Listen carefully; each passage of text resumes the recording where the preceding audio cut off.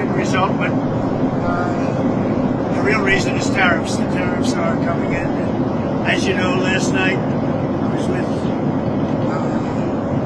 a lot of the greatest leaders in Japan, the biggest business people. And Mr. Toyota was there from Toyota, and he's agreed to invest $10 billion in building auto plants. They're going to build numerous auto plants throughout the United States with American workers, as you know. And it's a tremendous, it'll be one of the biggest investments ever in the auto business. This isn't just AI, this is in the auto business.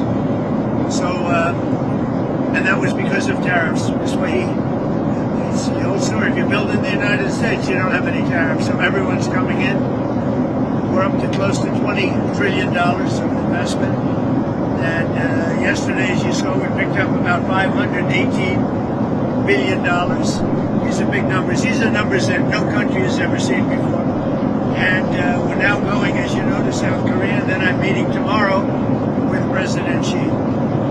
Mr. President, sir, on the Xi meeting, are you expecting or do you anticipate being willing to lower the fentanyl-related tariffs? Yes, I expect to be lowering that because I believe that they're going to help us with the fentanyl situation. They're going to be doing what they can do.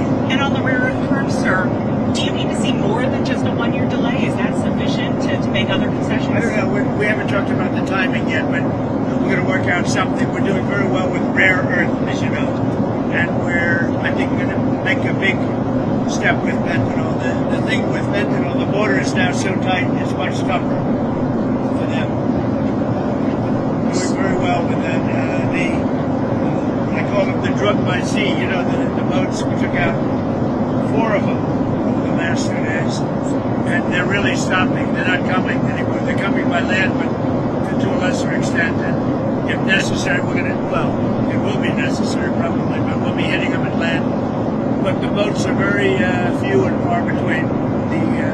We took in tremendous amounts of debt. They call them the boats of death. Tremendous amounts of debt coming into our country. And this is estimated, I don't know if this is exactly right, but it's pretty close. 25,000 people died from each boat that we take out if it had gotten back, if it had gotten to our country. Kills 25,000 people. Not even talking about the destruction it does to families in terms of people that are become addicted and all of the problems caused by two families. So, and over the last 2 days, I guess we took out 4. But there are very few of them. There are very few of them now. That's down, I hear that's down about 80% by water. The drugs by water down, as you know, about 80% down. And I would imagine it's going to be pretty close to 100%. Nobody wants to do it. And we'll be, and we already are. We're stopping them on land also. Sir, what is China? We're actually making our country safe. Think about it. I'm just saying as I speak to you, very simply, we're making our country safe. It's a beautiful thing. Sir, what is China doing to justify removing fentanyl tariffs? Well, I think they're going to do things that, you know, they have an industry that has to do with drugs. The fentanyl has other reasons for being. And we have to get rid of it. We have to stop it.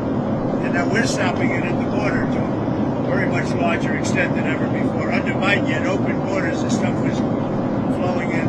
I think they killed 300,000 people last year. Fentanyl, drugs coming through the southern border. And now nobody gets through the southern border. We just had another report of a 0. 0 people came. We are very tough on the border. And we're allowing people into our country, but they're coming in legally through the legal process. And I want to commend, I have to tell you, our border agents, our border patrol agents, they've been amazing. And ICE, these people do such a great job. What they're doing, Memphis is making tremendous progress, as you know, is extremely dangerous. And already it's down to less than 50%. A lot of criminals, career criminals, people that came in illegally have been brought back to their countries and never to come back again. We tell them if you come back again, it's going to be brutal. Sorry, just to clarify, so China's going to be working with U.S. law enforcement on fentanyl, or how is that going to work? China's going to be working with me. Okay. They're going to be working with me, and we're going to do something, I believe. I mean, look, we have to have the meeting. Our meeting tomorrow, that's a big meeting. And fentanyl will be one of the things that we'll discuss. Important. We'll We'll be discussing the farmers. We'll be discussing a lot of things, but fentanyl will be one of the things we're discussing. Sir, you said last night when you said you were prepared to send more than the National Guard into American cities. Sure, I would do that if it was necessary. You know, if it was necessary to do that, but it hasn't been necessary. We're doing a great job without that. It was necessary. As you know, I'm allowed to do that. Do you need other branches of the military you would send in, or Who are you with? the New York Times? That's very good. Very good. Well, if you write it correctly, I'll give you the answer. But you know, I want to enact a certain act. I'm allowed to do it routinely, and whether about 50% of presidents have used that, as you know, and I'd be allowed to do whatever I want. But we haven't chosen to do that because we're doing very well without it. But I'd be allowed to do that, you understand? And the courts wouldn't get involved, nobody would get involved, and I could send the Army, Navy, Air Force, Marines, I could send anybody I wanted, but I haven't done that because we're doing so well without it. Washington, D.C. continues to be amazing, safe, and it's really great. As I said, Memphis, where we are now, is doing really well. It's down, I think, almost 70%. And within 2-3 weeks, it'll be down to almost no crime. Now, we're taking a lot of bad people out. We're incarcerating some very bad people, some gangs. You have a lot of bad gangs there, and we're taking care of it. And we're doing things that, frankly, local law enforcement is going to have a hard time doing. We were all set to go last Saturday into San Francisco. We look forward to that. We would have solved that problem in less than a month. But at the behest of a couple of really great people, very successful, great civic-minded people, they said, we'd love to try doing it ourselves, and that's okay. And we worked with the mayor, and we're working with those people, but we didn't surge the city. And I said, if we surge, it's going to go a lot quicker, and it's much more effective. But I want to give them a chance to do it themselves if they can. If they can't do it themselves, we'll solve San Francisco in 3 weeks. On the southern border, President Sheinbaum of Mexico said that the tariff truce with the U.S. has been extended for talks. How long are you willing to wait for that to play out? Well, I like the extension with Mexico because, you know, we're doing very well with that extension. We get a lot of tariffs. They're paying a lot of money. As you know, a lot of car companies are moving from Mexico back into the United States. They took our car companies a long time ago, 30 years ago, and opened it more. We lost about 57% of our automobile manufacturing over the decades. And it's all coming back because of tariffs. It's all coming back. And the tariffs are really national security as much as anything else. It's national security in many ways, but one of the ways that it's national security is we're building up great wealth because of tariffs. And that, you need wealth to be secure. But it's, in the more traditional sense, also national security, very important. But we're bringing back our auto plants that deserted us 20 and 30 years ago. They're all coming back. Last night, I met with Mr. Toyota, and we had an amazing meeting. I said, what's your name? Toyota. I said, you're rich. And he's going to invest, think of this, $10 billion in the United States to build manufacturing plants. They'll build their cars with American workers, largely. They have the right to send some experts. But they're going to be building cars in the United States. So we're getting all of our manufacturing back in the car business. And AI, we're leading China, we're leading the world in AI. We're getting them rapid approvals on energy. I've allowed them to produce their own energy for each plant. So that rather than relying on an old and somewhat weak grid, the electric grid, they build their own energy, and then if they have excess energy, they sell it back into the grid. So it's great. It's really worked out well. It's allowing them to build rapidly, and they are building all over the United States. Sir, could we get your reaction to Israel striking in Gaza again? Well, as I understand it, they took out an Israeli soldier. I just heard about it a little while ago. They killed an Israeli soldier, so the Israelis hit back, and they should hit back. When that happens, they should hit back. So do you think does that worry you about the ceasefire? Does that jeopardize the ceasefire in any way? No, nothing's going to jeopardize. that's, you have to understand, Hamas is a very small part of peace in the Middle East, and they have to behave. They're on the rough side, but they said they would be good, and if they're good, they're going to be happy, and if they're not good, they're going to be terminated. Their lives will be terminated, and they understand that. And we have many countries that are willing to do that. You know, we have many countries. Even Japan today said we'd love to be involved in the Middle East if we can help you by sending anybody, by sending people, including experts. But we have many countries that would do that, not just Israel. No, that's a very strong piece. Hamas is a small thing, but they kill people. They grew up killing people, and I guess they don't stop. But nobody knows what happened to the Israeli soldier, but they say it was sniper fire, and there was retribution for that, and I think they have a right to do it. Is it possible that there are fringe elements within Hamas that are trying to... I think there are, because we actually met with people that were leading it, and they really want to see, and they really, in my opinion, based on the experts that dealt with them, I think they're unhappy when they see some people being killed. Will Hamas Not like it was, by the way, but when some people are being killed, we don't want that. Will Hamas decommission its weapons? That's a key part of the next. Yeah, we're looking at that right now. That's starting because we're getting into phase 2, and that's starting. You have to understand, Hamas is a very small part of the overall Middle East peace. We have peace in the Middle East. If we have to, we'll take out Hamas very easily, and that'll be the end of Hamas. We would rather not. We made a deal with them where they were going to behave, and they have to behave. If they don't behave, they get taken out. And it could be from numerous countries. It could be from Israel, but it could also be from other countries. Numerous countries have already called me that are parties to the deal and said, we'd love to do it if you want us to do it. And these are powerful countries. These are not countries to be toyed with. Sir, what's your reaction to North Korea test launching a missile this morning? What did he say? North Korea test launched missiles this morning. What's your reaction to that? The missiles, the North Korean missiles. Oh, I don't know. He's been launching missiles for decades, right? Just another missile was launched. I always had a very good relationship with him. So, at some point I'll be meeting. The schedule is very tight, as you know, but at some point I look forward to meeting him again. But we had a very good relationship.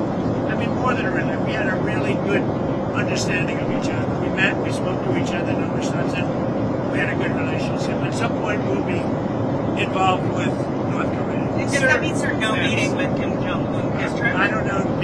I think they'd like to, and I'd like to, but I also want to focus on China. Our focus is now on tomorrow with China, and I want to make that the focus. But we'll come back and we'll, at some point in the not too distant future, meet with North Korea. How much do you expect Xi to try to push you on Taiwan? I don't know that we'll even speak about Taiwan. I'm not sure. He may want to ask about it. Are you anticipating? There's not that much to ask about. Taiwan is Taiwan.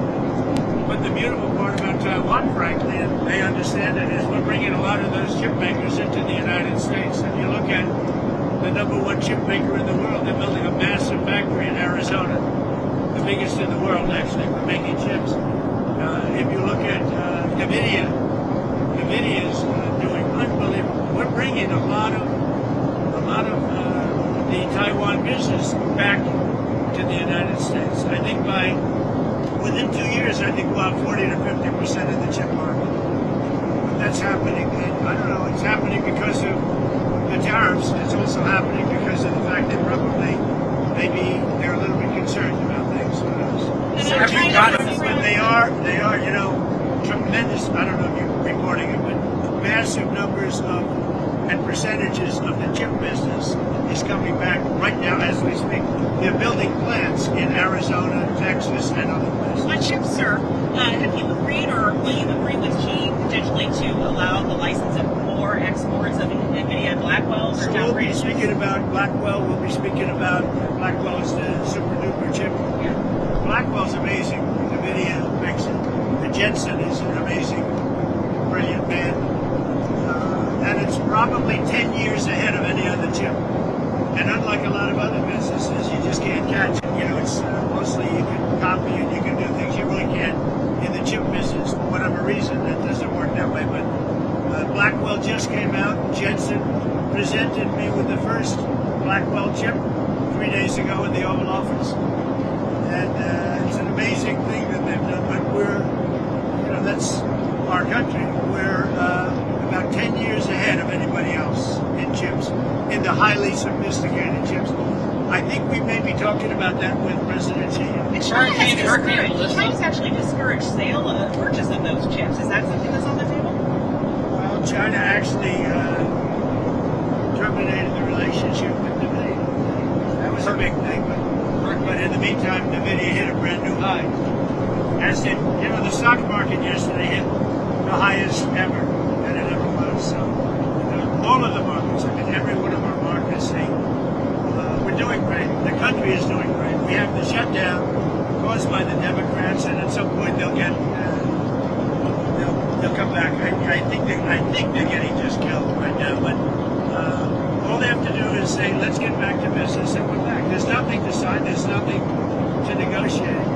Hurricane Melissa, have you been following that? Well, I have, because I've never seen numbers like that. I saw a while ago 195 mile-an-hour wind. I've never seen that before. I've never seen. I guess it can get that high, but I've never seen it. And it's literally just knocking down everything in front of it.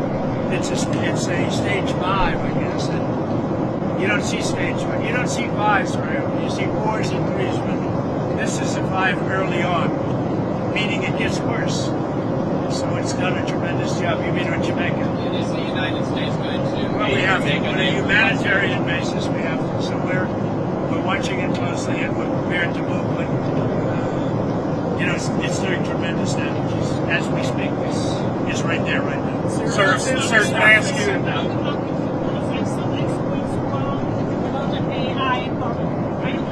What's the AI problem? That's what some experts say, that some investments are there's no problem. Everybody wants AI because it's the new internet, it's the new everything. It's one of the biggest things anyone's ever seen.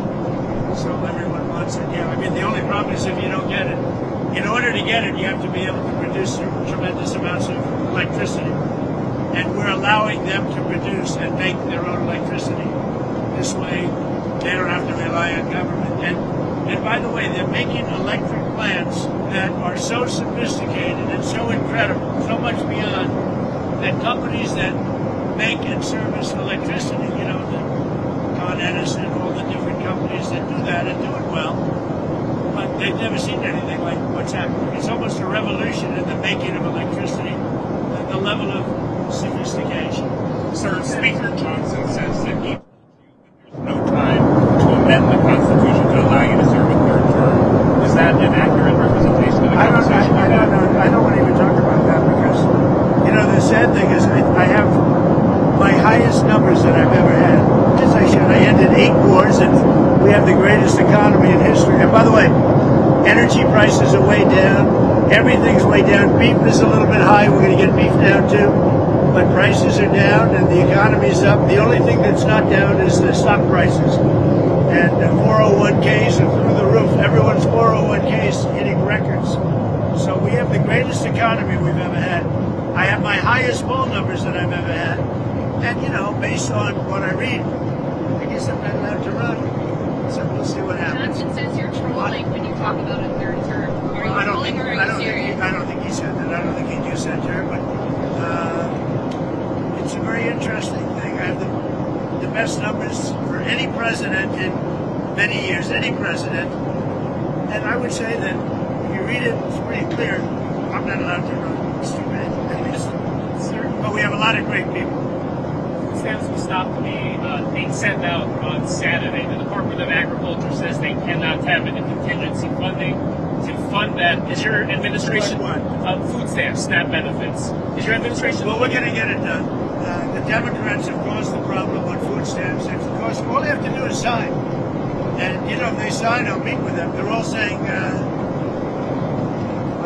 they actually said Trump is doing an amazing job in this trip. This trip will bring back trillions of dollars, so it's hard, but they do want to meet with me when I get back. But I say get the economy open and we'll meet. I'll meet and we'll solve any difficulties. We have to fix healthcare because Obamacare is a disaster. I mean, when you see the increases in Obamacare, it never worked, it never will work, and we can do something with the Democrats much better than Obamacare. Less money and better healthcare. And that's something I think that can come out of this with the Democrats. You work with the Democrats, because right now the insurance companies are making too much money, and they're making a fortune. And the healthcare, Obamacare is poor, and the premiums are ridiculous. It's going up a lot. I don't want to say the number. The number is very substantial. But when you hear the number, and it's Obamacare, it never worked. It never will work. It'll never be good. And I think it's a great time for the Republicans and Democrats to get together and make something that will work, and let the insurance companies make money. They're entitled to that, but not the kind of money that they're making. Would you bring Democrats in to have that discussion Yeah, we now? do that, sure. But now, sir? I'd say open up the government and we're working. I think a lot of good things can happen from it. But listen, thank you very much. We have 2 big days. This is a big day. Then we're going to be speaking at APAC, and a lot of countries are there. They're all investing in the U.S. We're the hottest we've ever been. We're the hottest country in the world, and they're all investing. So I'll be doing that. And then tomorrow morning is the one that most people find the most interesting, and I think we're going to have a great meeting with President Xi of China, and a lot of problems are going to be solved. You're optimistic. Yeah, I'm very optimistic. I am. And I know a little bit about what's going on because, we have been talking to them, not just walking into a meeting called, but the relationship with China is very good. So I think we're going to have a very good outcome for our country and for the world, actually. I think it's important for the world. How's your name with the Prime We're Minister? doing very well with rare earth. We're involved with rare earth all over the place now, and it's some amazing things are happening. Do you think How's your China... name with the Japanese Prime Minister? I think she's fantastic. I think she's a wonderful woman. She's very sharp, very smart, very energetic, and you see it. The pictures don't lie. They really don't. The pictures are amazing. I saw some of the pictures this morning, and they're amazing. But I think she's a terrific woman. First woman ever to be Prime Minister of Japan, and she'll go down as one of the really great ones. I had a fantastic relationship with Shinzo Abe, Prime Minister, who was assassinated, horribly assassinated. He was a great man, and he was my best relationship. And she comes from that exact camp. He would have supported her had he been around. Were you touched by the putter and the golf That was bag? very beautiful. I played golf with them, and they gave me the putter that he played with, and he putted very well that day. I remember. Thank you very much, everybody. Thank you, Mr. President. Thank you.